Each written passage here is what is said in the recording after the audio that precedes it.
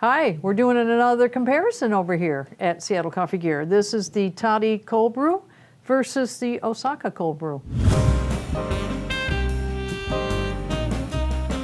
Hi, it's Gail at Seattle Coffee Gear, and while these are very much alike, they are very different, and I'm going to go over the different ways that they brew. The Toddy's been around for a very long time, and it makes a concentrated cold brew. You put a felt it's a felt filter, and it's like a disc, and you stick it down in the bottom here. You put the coffee in, first put the plug in the bottom. There's a plug. Felt, coffee, water. And then you let it sit for 12 to 24 hours. And then you come along and pull the plug, and it drains down into this carafe.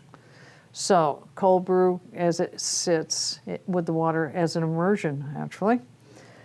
The Osaka contraire is a little bit different. You put proportions of water and ice cubes up here, and you put your coffee down here, and it has a metal mesh filter that it goes down through, and then you put this other metal mesh on top, and that disperses the water as the water hits it.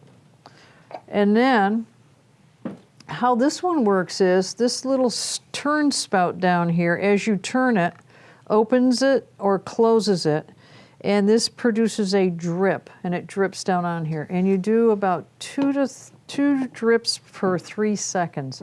So you sit here and you fine tune it, and it's very cold water, and it goes down into the carafe, and it takes about 3 hours, depending on how many cups you're doing. And the maximum is 2, and then 4, 2 to 4 is what you get. And it's not really a concentrate. This makes 34 cups because you're gonna dilute it, whereas this makes what you see here. Very different, but a lot alike. You're not using hot water. It's still a cold brew. It's just done in a different way. And we use the Zoka Java in here. So I'm gonna just give a taste test. This does not come with a lid. This does come with a lid. We put a plate on top of it to keep contaminants out in that 20 hours that we brewed it. So just saying. Let's take all this out of here again. Put it down in there. Nice little carafe. Kind of quite like that.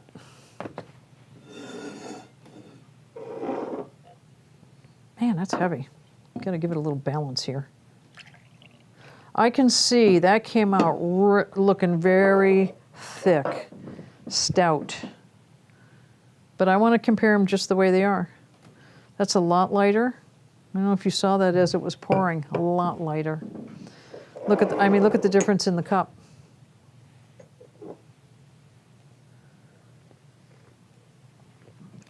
Yep, it's very smooth. As much as it's very, very stout, it's very smooth. It's not acidic.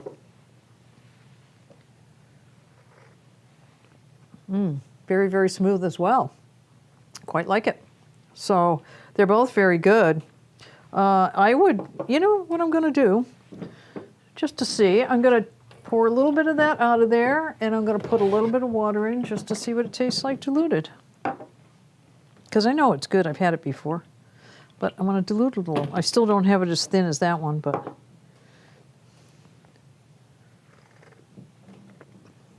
yeah, it's getting much closer to that. It's quite nice, actually. They're both good.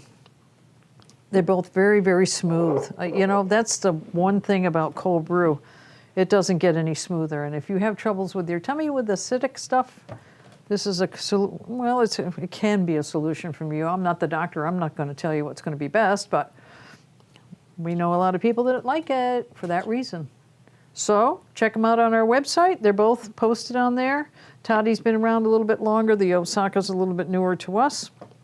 They make some other brewers, the Osaka as well. Like I said, check it out on our webpage. Comments down below if you happen to have these brewers. Let me have some tips. Maybe there's some different ways we can use these in a coffee collaboration. Just saying. You have any questions? Give us a call. Comments down below, and subscribe to our YouTube channel. And take care. Get your cold brew going.